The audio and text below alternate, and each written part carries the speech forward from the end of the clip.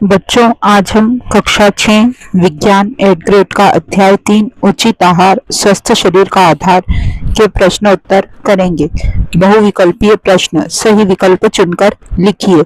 इसके अंतर्गत ये चित्र में फल, पिज्जा, केक, आइसक्रीम, दूध, चॉकलेट का चित्र दिया है। इनमें से किन किन खाद्य सामग्री को संतुलित आहार में शामिल होना महत्वपूर्ण है?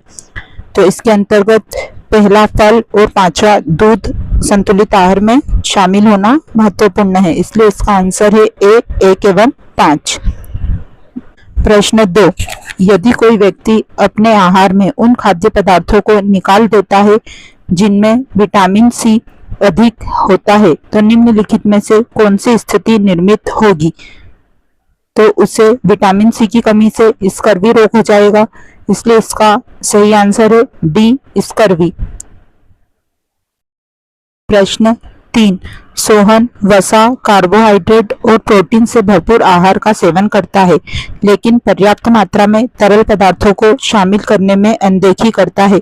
यदि वह व्यक्ति ऐसे ही आहार का सेवन जारी रखता है तो शरीर पर इसका क्या प्रभाव पड़ेगा?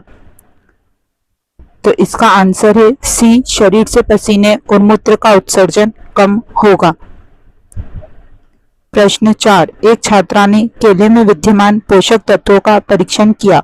उसने एक परख नली में केले का टुकड़ा रखा और पतले आयोडीन घोल की 2-3 बूंदें मिलाई। उसने नीला काला रंग बनते हुए देखा। इससे क्या निष्कर्ष निकाला जा सकता है? तो आयोडीन घोल की बूंदें मिलाने पर यदि नीला काला रंग दिखाई देता है, इसका अर्थ है कि उसमें मंड या स्टार्च की उपस्थिति है। तो इसका आंसर होगा डी, कार्बोहाइड्रेट की मौजूदगी। प्रश्न 5, संजू बिस्किट, नूडल्स और ब्रेड का भोजन लेता है। उसे अक्सर पेट में दर्द और कब्ज की शिकायत रहती है। कब्ज से छुटकारा पाने के लिए उसे अपने आहार में क्या बदलाव करना चाहिए? तो कब्ज से छुटकारा पाने के लिए उसे आहारीय रेशे वृक्षांश युक्त आहार लेना चाहिए, इसलिए इसका आंसर है बी। प्रश्न 6, अंधेरे और नमी वाले स्थानों पर उगने वाले छत्रक मशरूम अच्छे स्रोत हैं।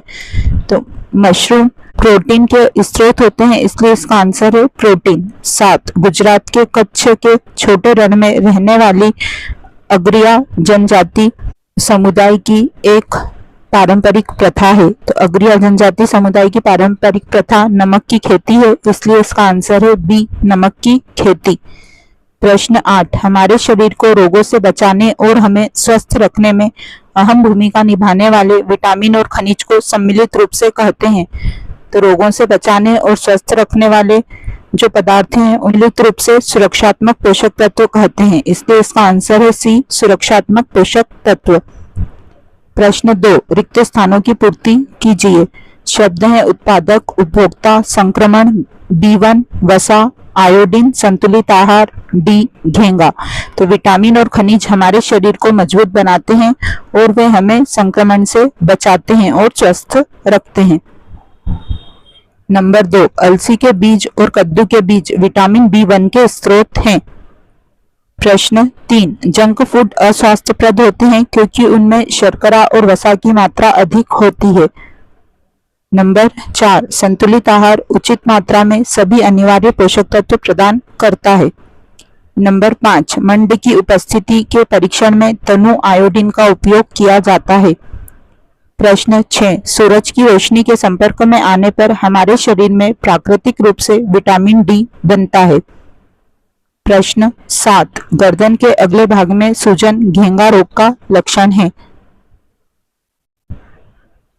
प्रश्न 8, किसी खाद्य पदार्थ द्वारा उसके उत्पादन के स्थान से उपभोक्ता तक तय की गई कुल दूरी उसका खाद्य मील कहते हैं। अति लघु उत्तरीय प्रश्न। प्रश्न 3, समय के साथ पाक भोजन पकाने की पद्धतियों में क्या परिवर्तन हुए?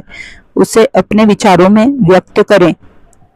तो भोजन पकाने के लिए पारंपरिक चूल्हों के स्थान पर आधुनिक चूल्हों का उपयोग होने लगा एवं खाद्य पदार्थों को सिलबट्टे पर पीसने के स्थान पर इलेक्ट्रिक ग्राइंडर में पीसा जाने लगा। प्रश्न 4, रेणु की दादी को मल त्यागने में कठिनाई होती है, तो डॉक्टर द्वारा उन्हें किस प्रकार के आहार लेने की सलाह दी होगी? तो डॉक्टर द्वारा उन्हें रेशे युक्त खाद्य पदार्थ जैसे हरे पत्तेदार साग, ताजे फल, साबुत अनाज, दालें और मेवे लेने की सलाह दी होगी। प्रश्न 5, जंक फूड में उच्च शर्करा और वसा की मात्रा होने के कारण उच्च कैलोरी युक्त होते हुए भी इसे अस्वास्थ्यप्रद कहा गया है, क्यों? तो इन खाद्य पदार्थों में पोषक तत्वों की कमी होती है एवं इनसे मोटापा एवं अन्य स्वास्थ्य समस्याएं उत्पन्न हो सकती हैं, इसलिए इन्हें अस्वास्थ्यप्रद कहा गया है। प्रश्न 6, विभिन्न शारीरिक गतिविधियां करने हेतु ऊर्जा प्रदान करने वाले पोषक तत्व कौन से हैं? उन्हें किस नाम से जाना जाता है? कोई 2 उदाहरण दीजिए। तो कार्बोहाइड्रेट और वसा हमें विभिन्न गतिविधियां करने के लिए ऊर्जा प्रदान करते हैं, इस कारण इन्हें ऊर्जा प्रदायी भोजन कहा जाता है। चावल एवं सूखे मेवे कार्बोहाइड्रेट एवं वसा के उदाहरण हैं। प्रश्न 7, शरीर की वृद्धि और मरम्मत के लिए किस पोषक तत्वों की मुख्य भूमिका है और इसे किस उपनाम से जाना जाता है? इसके कोई 2 जंतु स्रोत के नाम लिखिए। तो प्रोटीन समृद्ध खाद्य पदार्थ हमारे शरीर की वृद्धि और मरम्मत में सहायता करते हैं, इसी कारण इन्हें शरीर वर्धक भोजन कहा जाता है। प्रोटीन के 2 जंतु स्रोत अंडा एवं मछली हैं। प्रश्न 8, हमारी अस्थियों और दांतों को मजबूत बनाए रखने में किस खनिज तत्व की महत्वपूर्ण भूमिका होती है और इस खनिज तत्व के कोई 2 स्रोत लिखिए। हमारी अस्थियों एवं दांतों को मजबूत बनाए रखने में कैल्शियम की महत्वपूर्ण भूमिका होती है। इसके 2 स्रोत दूध एवं दही है। प्रश्न 9, भारत सरकार की कौन सी एजेंसी खाद्य गुणवत्ता को नियंत्रित करती है और क्यों? भारतीय खाद्य सुरक्षा और मानव प्राधिकरण FSSAI एक सरकारी एजेंसी है जो भारत में खाद्य गुणवत्ता को नियंत्रित करती है ताकि उपभोक्ताओं को मिलावट रहित, शुद्ध एवं पौष्टिक खाद्य पदार्थ प्राप्त हो सके। लघु उत्तरीय प्रश्न। प्रश्न 10, कदन्न मिलेट को एक स्वास्थ्यप्रद आहार क्यों माना जाता है? क्या केवल कदन्न खाने से शरीर की पोषण संबंधी सभी आवश्यकताएं पूरी हो सकती हैं? तो कदन्न मिलेट विटामिन, आयरन और कैल्शियम जैसे खनिजों और आहारीय रेशों के अच्छे स्रोत हैं। यही कारण है कि इन्हें पोषक अनाज भी कहा जाता है। नहीं, सिर्फ मिलेट खाने से शरीर की पोषण संबंधी सभी आवश्यकताएं पूरी नहीं हो सकती हैं।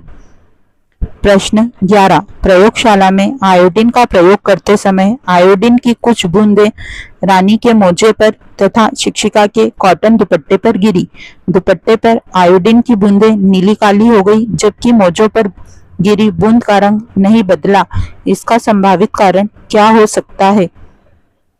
तो शिक्षिका के कॉटन दुपट्टे में मंड स्टार्च मौजूद था, जबकि मोजों में मंड स्टार्च नहीं था।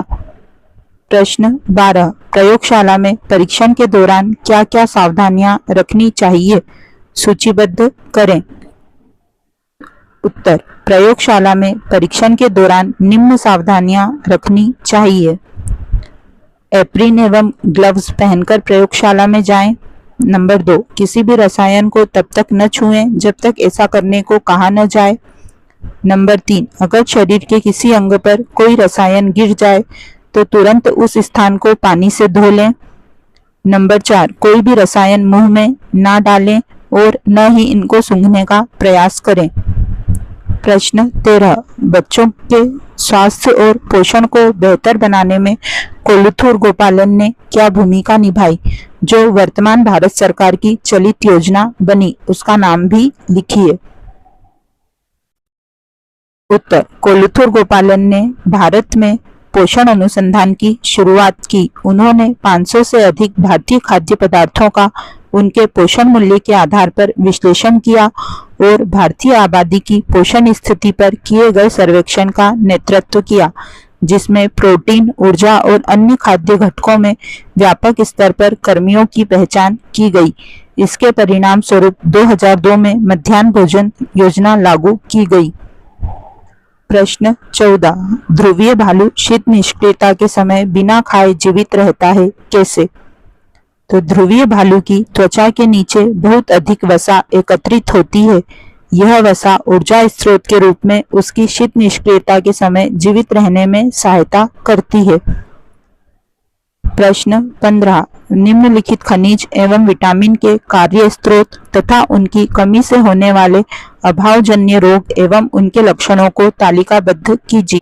तो यह तालिका है, इसमें विटामिन B1 का कार्य है हृदय को स्वस्थ रखता है और शरीर को विभिन्न कार्य करने में सहायता करता है। इसके स्रोत फलियां, मेवे, संपूर्ण अनाज, बीज, दूध से बने पदार्थ हैं।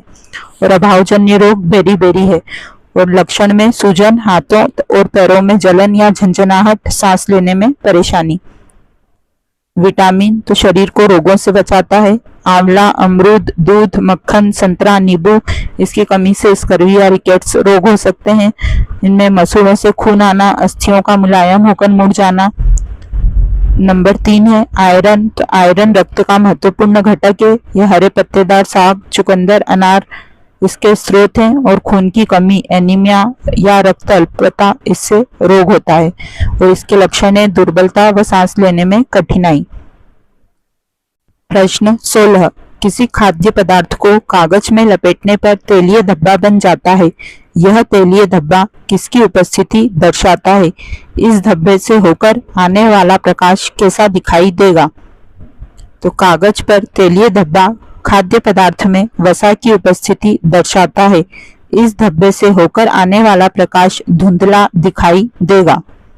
प्रश्न 17 शरीर की समुचित वृद्धि एवं विकास के लिए आवश्यक आहार में क्या क्या सम्मिलित है और इस आहार को क्या कहते हैं?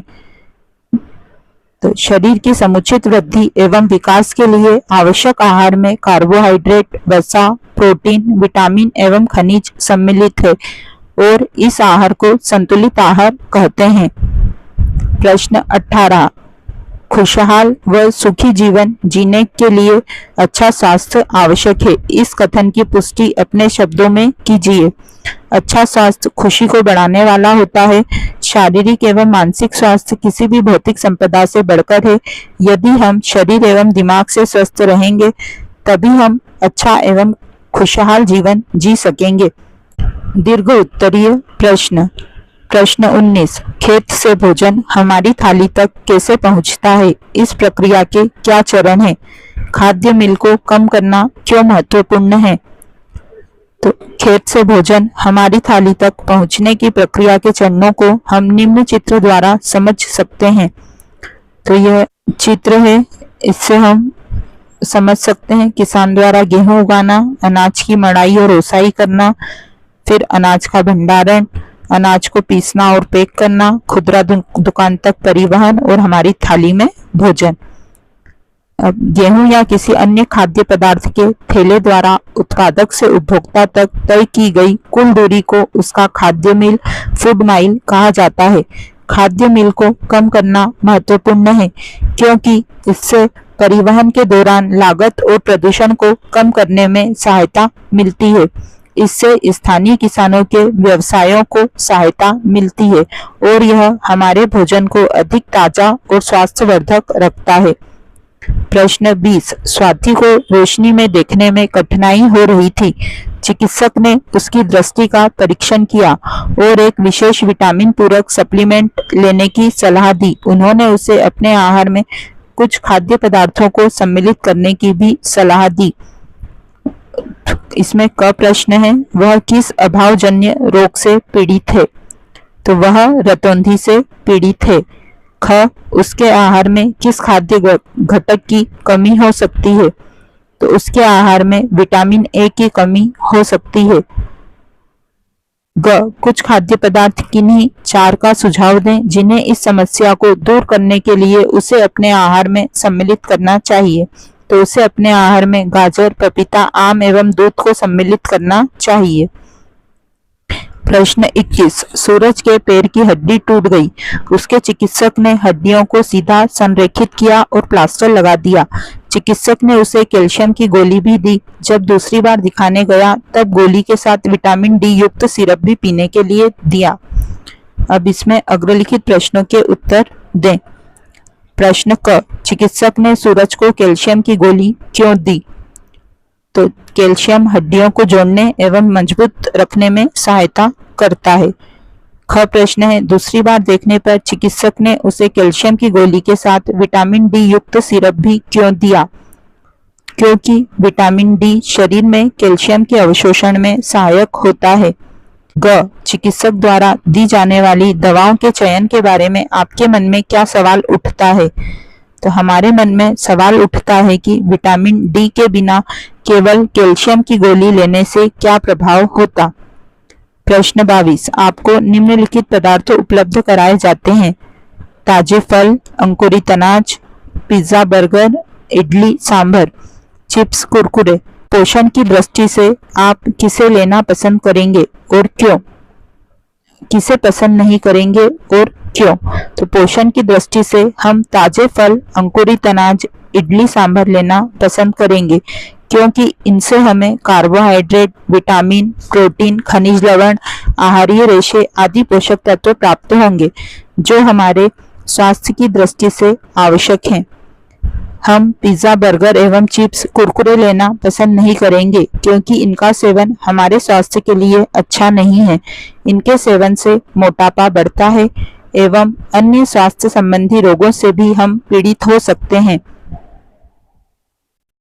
प्रश्न 23, निम्न के कारण दीजिए। मैराथन धावक दौड़ के समय और उसके पश्चात ग्लूकोज युक्त पानी क्यों पीता है? क्योंकि ग्लूकोज शरीर को तुरंत ऊर्जा प्रदान करता है और थकान को कम करता है। ख सर्दियों में पारंपरिक आहार के रूप में घी और मेवे से भरपूर भोजन क्यों पसंद करते हैं? क्योंकि घी और मेवे शरीर को ऊर्जा प्रदान करते हैं एवं प्रतिरक्षा प्रणाली को मजबूत करते हैं। परियोजना कार्य प्रोजेक्ट 1, आपके द्वारा साप्ताहिक उपभोग की जाने वाली खाद्य सामग्री की सूची तैयार कीजिए एवं उसमें उपस्थित पोषक तत्वों का विवरण दीजिए। तो इसमें है, सोमवार को उपभोग की जाने वाली खाद्य सामग्री है रोटी, तुअर दाल, काबुली चने, टमाटर की सब्जी। इसमें उपस्थित पोषक तत्व हैं आहारीय रेशे, protein, carbohydrate, vitamin C, iron. मंगलवार को पूरी, खीर, मूंग बड़ी व आलू टमाटर की सब्जी। इसमें उपस्थित पोषक तत्व हैं कार्बोहाइड्रेट, वसा, protein, calcium, vitamin C, iron. बुधवार को रोटी, चने की दाल एवं मिक्स सब्जी।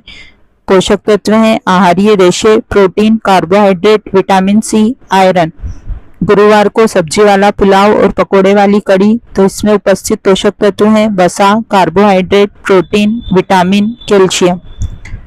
शुक्रवार को रोटी, मूंग की दाल, सूखे मटर की सब्जी। तो पोषक तत्व हैं आहारीय रेशे, प्रोटीन, विटामिन, कैल्शियम, आयरन। शनिवार को है पराठा, मिक्स दाल, हरी सब्जी। पोषक तत्व हैं carbohydrate, protein, vitamin, calcium. Project 2, आपके द्वारा खाए जाने वाले कुछ डिब्बाबंद एवं पैकेट युक्त खाद्य पदार्थों का अवलोकन कर उनके ऊपर लिखी गई पोषण संबंधी जानकारी को तालिकाबद्ध कीजिए। तो इसमें है डिब्बाबंद पैकेट युक्त खाद्य सामग्री में पहली चिप्स का पैकेट, उससे ऊर्जा प्रति 100 ग्राम पे 536 किलो कैलोरी, वसा 35 ग्राम, कार्बोहाइड्रेट 53 ग्राम, प्रोटीन 7 ग्राम, आहारीय रेशे 4.8 ग्राम, अन्य 0.2 ग्राम। पार्ले जी बिस्किट ऊर्जा 455 किलो कैलोरी, वसा 12.5 ग्राम, कार्बोहाइड्रेट 78.2 ग्राम, प्रोटीन 6.5 ग्राम, आहारीय रेशे 1.8 ग्राम, अन्य 1 gram. Cadbury dairy milk 553 kilo calorie, 35.1 gram, वसा 52.4 ग्राम, कार्बोहाइड्रेट 8.7 ग्राम, प्रोटीन और 2.1 ग्राम, आहारीय रेशे 1.7 ग्राम, अन्य पदार्थ। कुरकुरे 558 किलो कैलोरी, 34.6 ग्राम, वसा 55.2 ग्राम, कार्बोहाइड्रेट 6.4 ग्राम, प्रोटीन 2 ग्राम, आहारीय रेशे 1.8 ग्राम, अन्य पदार्थ। नंबर 5, मैगी मसाला मैजिक 384 किलो कैलोरी, 14.4 ग्राम, वसा 58.9 ग्राम, कार्बोहाइड्रेट 9.2 ग्राम, प्रोटीन 2 ग्राम, आहारीय रेशे 15.5 ग्राम, अन्य पदार्थ। प्रोजेक्ट 3, उन जंक फूड की सूची बनाएं जिन्हें आप प्रायः खाते हैं। अपने मित्रों से भी ऐसी सूची बनाने को कहें। सूचियों के आधार पर अपने प्रधानाध्यापक को एक पत्र लिखकर स्कूल परिसर में जंक फूड पर प्रतिबंध लगाने का अनुरोध करें तथा स्वस्थ विकल्प सुझाएं।